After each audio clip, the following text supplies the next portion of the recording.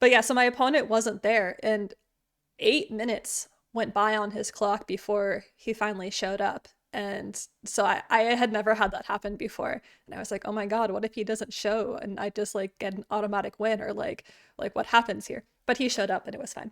Um they prepped. Yeah.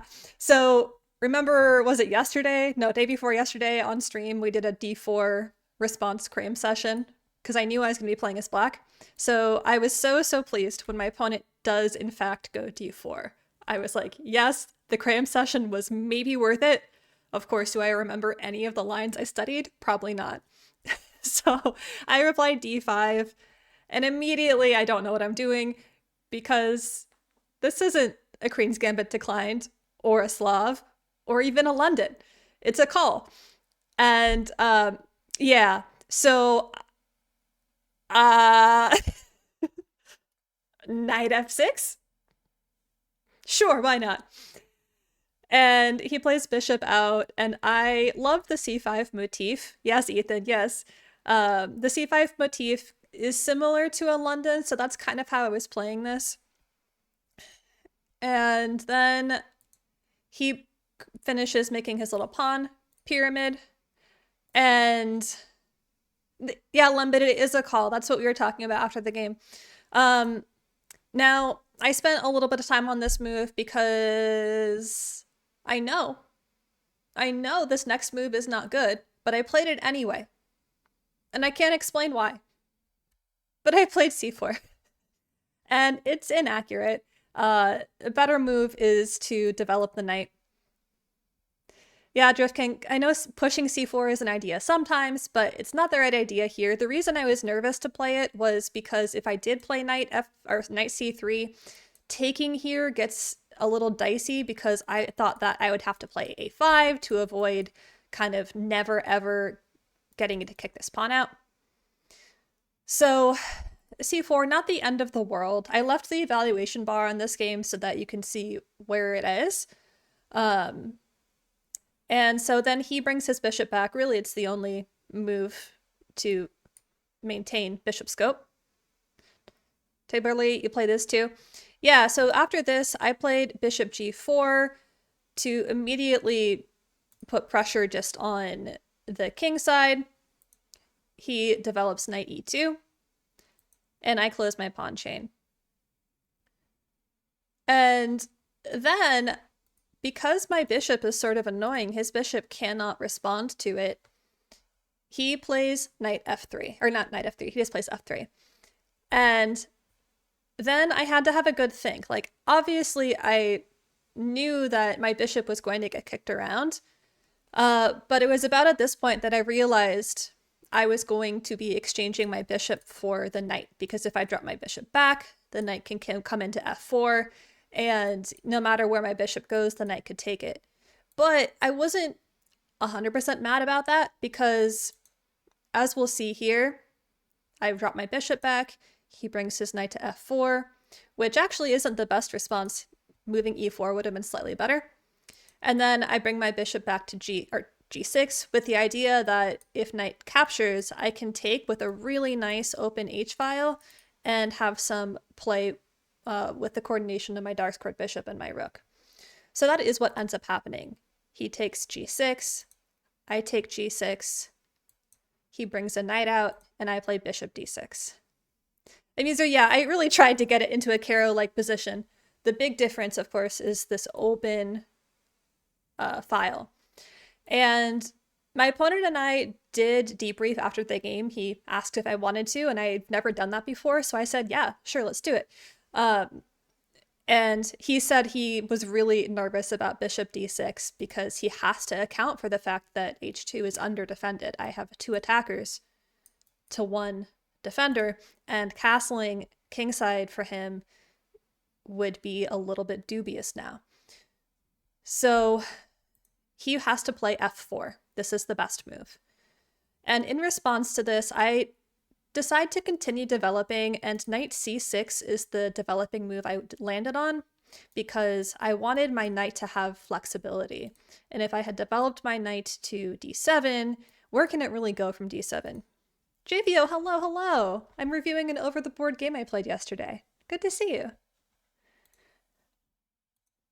So he brings the queen out to kind of help defend the vulnerable king side that I have created with white's like fragmented pawn structure. But we have landed in a kind of stonewall setup here. So it's not easy for me to break through. And I play queen c7, potentially to create some kind of battery here. Maybe there's ideas of a g5 push, and if takes, there's something here. Like, basically, I was thinking if this and this, I have a check with my bishop here, and they can't take back because then I win the rook. So there were plans, but then my knight hangs.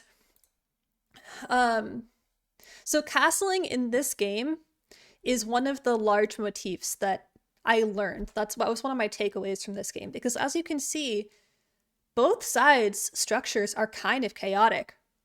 So in this position, white plays b3, which is a mistake. And you can see the evaluation bar swings in my favor, because from here, I can take this pawn. I can just clean take it. It looks so messy, JVO. You're so right. And here's an interesting thing. They have to take back with the bishop. And then there are some kind of deadly ideas with my knight coming out, putting pressure on the bishop, and there's an undefended pawn here.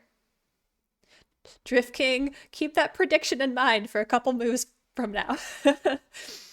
But in the game, I was nervous about taking the pawn because I thought that, like, it didn't account for a knight move, so I thought it would give their rook a lot of clearance room.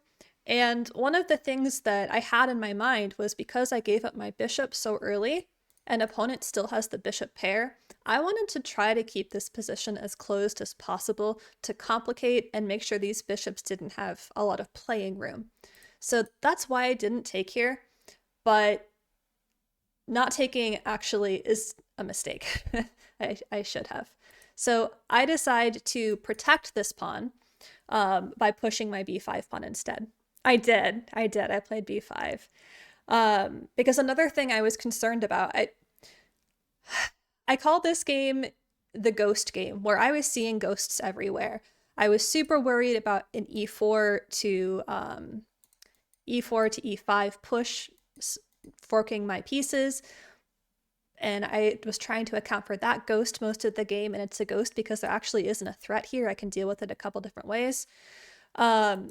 I was also super worried, like I mentioned, about pieces getting space. I also didn't have to worry about that. I was worried about castling because I thought this open h-file could actually turn into a vulnerability instead of an asset. And b5 isn't bad. You can still see that it's still in my favor, but it just misses the advantageous idea. So here, opponent plays a4, trying to attack my pawn chain, and it is a huge, huge blunder.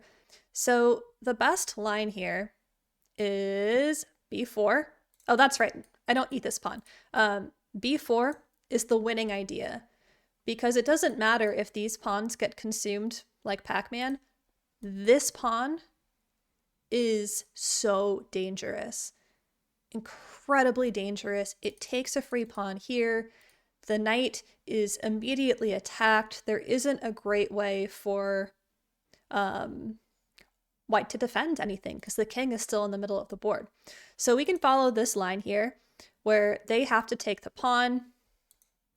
Oh, that was a miss. I did a lot of explorations here.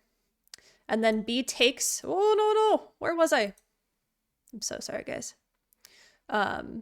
B takes is the right idea with the knight getting hit immediately, and c5 with a counterattack of the bishop is the right idea. But then here's the problem with this idea. We grab the knight with check. And so they have to deal with that. Bishop takes. We can slide the bishop back. And now black is just up a piece.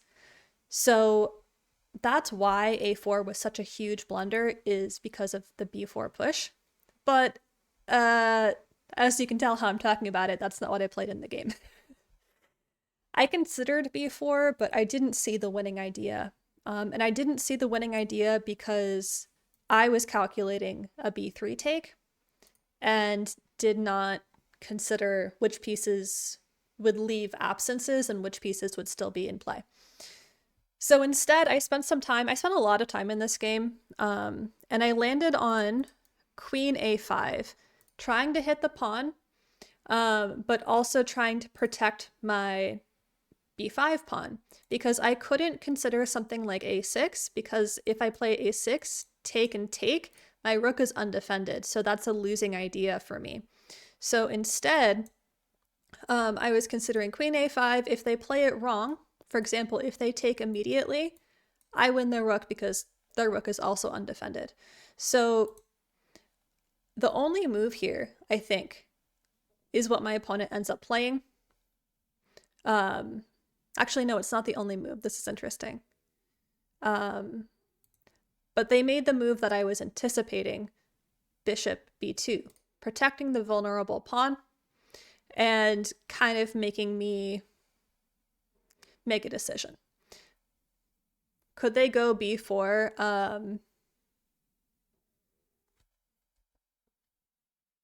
b4 is playable. Yeah, b4 is playable. And I had also considered what would happen if they play b4, and I was welcoming any closing of the position because of my fear of the bishop pair activating. So we can see the light squared bishop has a pretty, it has a lot of scope, but can't actually go anywhere because of my pawn chain. So if they wanted to lock it even more, I would have been so happy.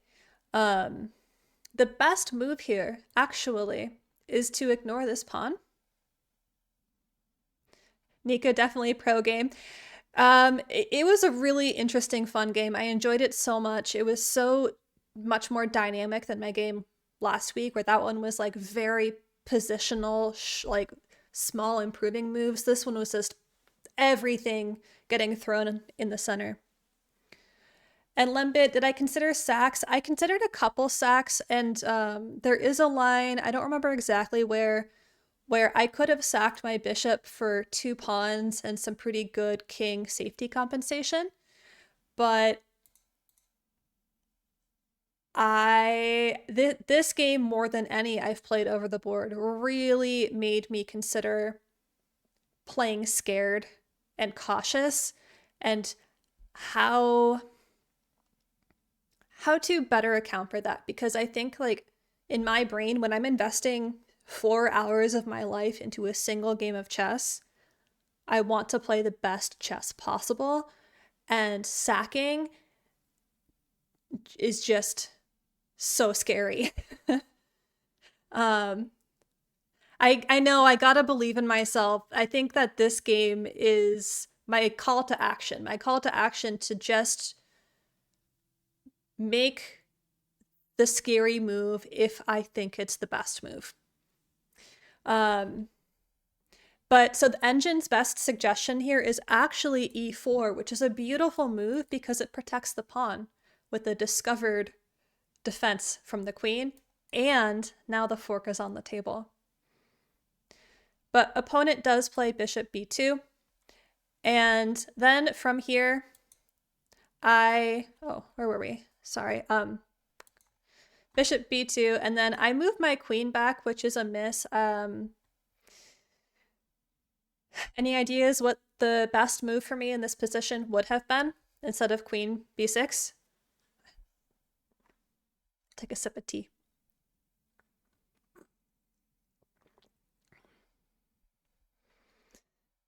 It was on my mind for so many moves in this game. Lembit b4 comes to mind. Does b4 work now? I'm not sure. Ethan, gotta head out. Good luck with the games. Hope the hater learns. I don't know. I hope he learns too, but I'm doubtful. But thank you for tuning in, and I'll see you next time. Does b4 work here? Let's check. No, it's a mistake because the knight can take c4. What a move. The knight can take c4 because if we take, queen takes with a fork. So b4 b5 is actually doing a pretty important job guarding a pawn now.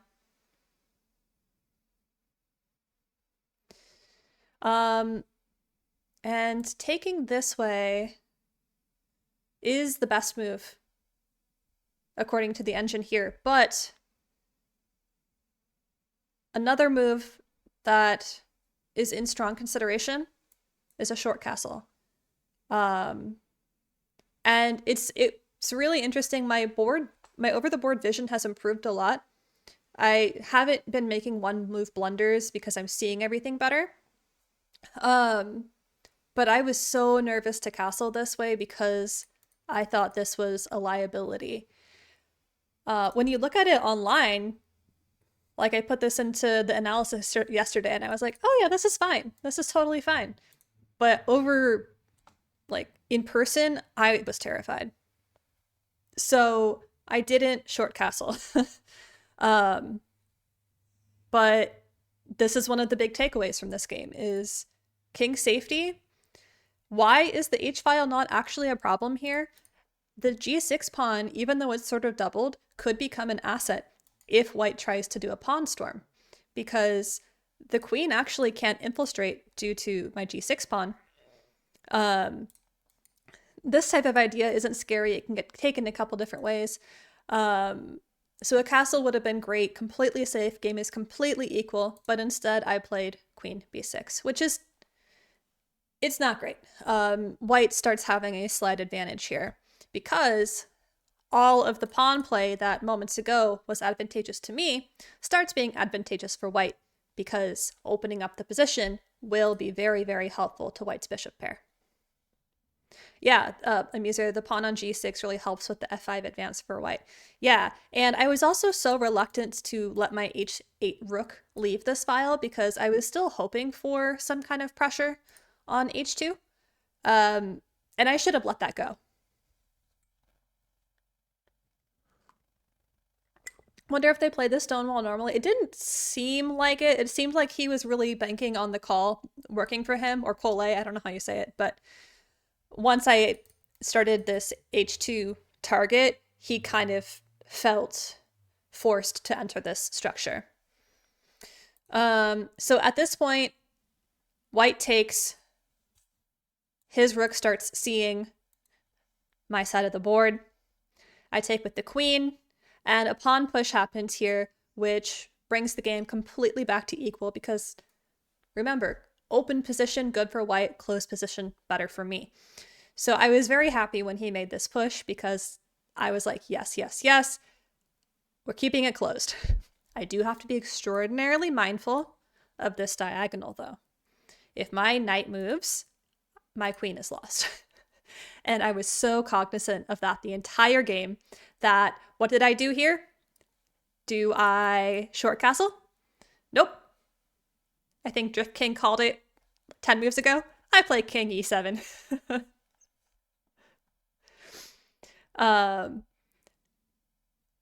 And king e7, in game, I was like, I can't believe I'm playing this move. It's insane. It's probably dumb, but I could not commit to short castling in my brain. You guessed a move, exactly.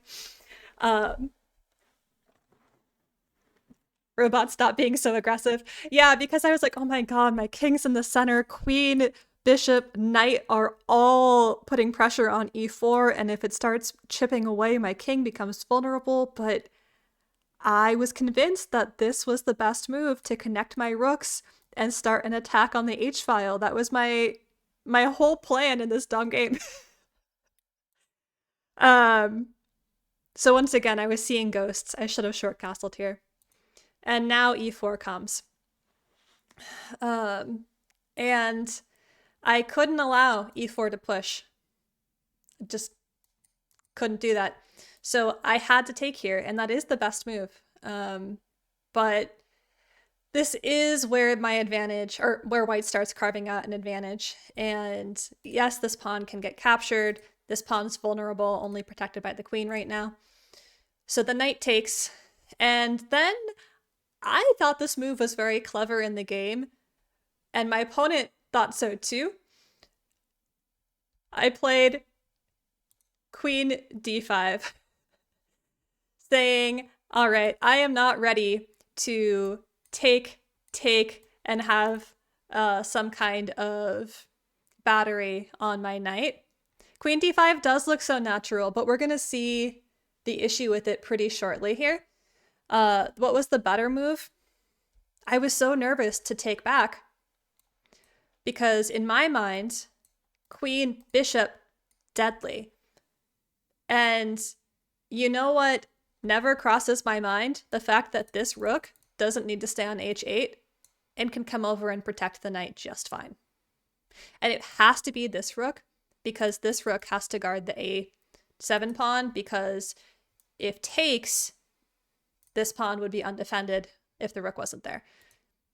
This is fine. Yeah, white has a slight advantage, but if I had played this way, instead of committing my queen into some kind of pin situation, I would have been, I think, able to fight longer. But I didn't. I played queen d5, feeling very pleased with myself.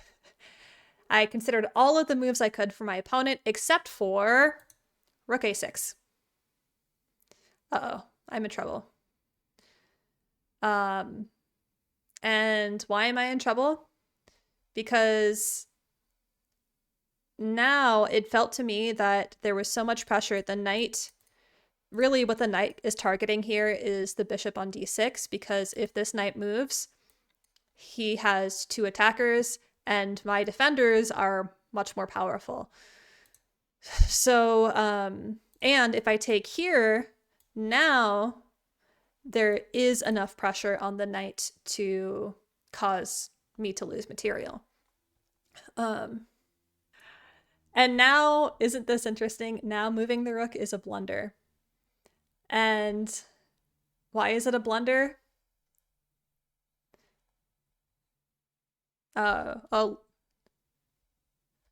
Lumbit, bishop takes b4 works, bishop takes b4. Let's see. I don't think so. No, because knight can take this way.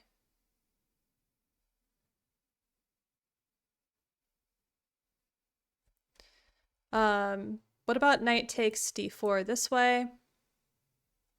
C takes, bishop takes, king e2, and then queen b7. It's still very, very vulnerable and uncomfortable for me. And yeah, now knight c5 protects the rook, exposes my queen. So materially, white wouldn't be up that much, but positionally, because we're entering more of an endgame in this line with the bishop pair coming alive, it's not looking great for me.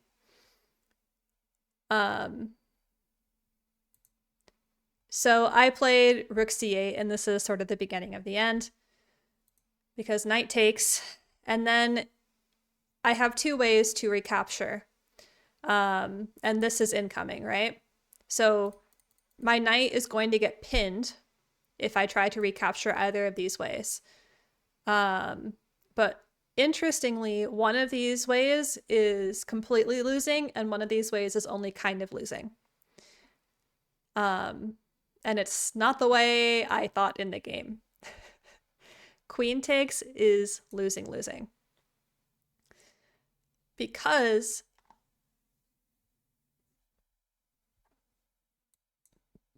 now the queen is pinned. Everything is lost. There's pins galore happening here. And I knew I was in some pretty deep trouble. So opponent does, in fact, hit my knight. I move my queen, offering a queen trade. You know, okay, sure, maybe I'll be down a knight, but if queens are, I don't know, off the board, maybe something's happening. And this was the nail in my coffin. Doesn't even take right away. Has this amazing interlude with bishop a3 check. Just taking all the time in the world that he wants to, forcing my king to move away. Then and only then grabs the knight. I decide to play rook c7 to try to stop the pawn from promoting, maybe adding a little bit of extra attention to a7 so this rook can come in. And nope, opponent's not allowing for that. So now we can see the extra reason why that check was great is a7 gets extra attackers added to it. So I'm like, okay, I need to try something. Like, what are my assets that are still left, even though I'm down material? I have this little pawn quad here, and maybe if I cause doubled pawns, my rook or my knight can get sneaky and try to throw in some checks and grasping at straws, admittedly. And so here you can see my my cheeky play trying to fork things, and of course opponent doesn't allow for that. I have to drop my rook back, and king now protects this pawn, bishop protects this pawn, so neither is forkable by my poor knight. And so I bring the knight back saying, okay, yeah, I'm dead lost. It was like, at this point, I was thinking to myself, at what point is it polite to resign versus not resign? Like, I can smell my death in this game, you know? But I kept playing, even though my opponent had been playing very, very well. And now the bishops are just suffocating me because there is another discovered attack incoming. Mate has to be on the board because if the pawn pushes, this square is covered, this diagonal will be covered. So my king's options are very, very limited. I play best move here of f6. Or I guess king d8. Does king d8 work? And yeah, I'm just getting strangled here. So I play f6, trying to give my king a hidey hole. And then the other rook comes over so that even if my king goes to his hidey hole, the rook can come to b7, adding extra attackers to a7, adding extra attackers to my knight, and then the pawn is going to push and things are unstoppable. So king moves, rook slides in. I try to defend any way I can, but I know that this is incoming, immediately targeting my rook.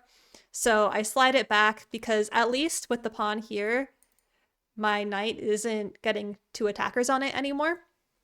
But it doesn't matter because now there's a hole for the bishop to attack the knight, kind of forcing me to make a choice of capturing a pawn or sliding over and allowing some kind of promotion. So I'm like, counterplay. So he takes my rook, I take his bishop, he takes my knight, I take the bishop, and I resign here because he's going to have a new queen soon to my one rook, which is going to get eaten. So yeah, it was a slaughter towards the end there. But it really boils down, in my opinion, to two things. First of all, not finding the correct pawn play. This pawn play move would have been game-changing in my favor, but I was so committed to my existing ideas and keeping the bishops out of play that I didn't consider it. So this is big idea number one from this game, and big idea number two from this game is king safety. Once I moved my king to e7 instead of short castling, even though my rooks are connected, my king becomes a plan that my opponent could take advantage of. So I've been exploring this game a lot about how it could have gone differently, but if we look at the tail of the tape, let me pull that up real quick.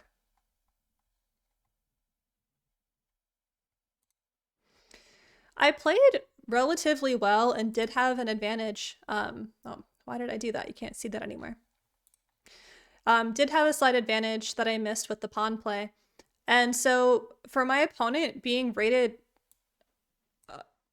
way higher than me, like this is close to my online rating, which means that I bet his online rating is higher than mine. I held my own for quite a while. Just a couple key mistakes. I can be humble and admit that I didn't play a great game, and just accept that for what that fact is, and then move on to continue learning. Because why do we play this game? It's fun, but learning, improving. The fact that every single chess game is unique because of the minute little decisions we make that tilt it this way or this way or this way, that's fascinating to me.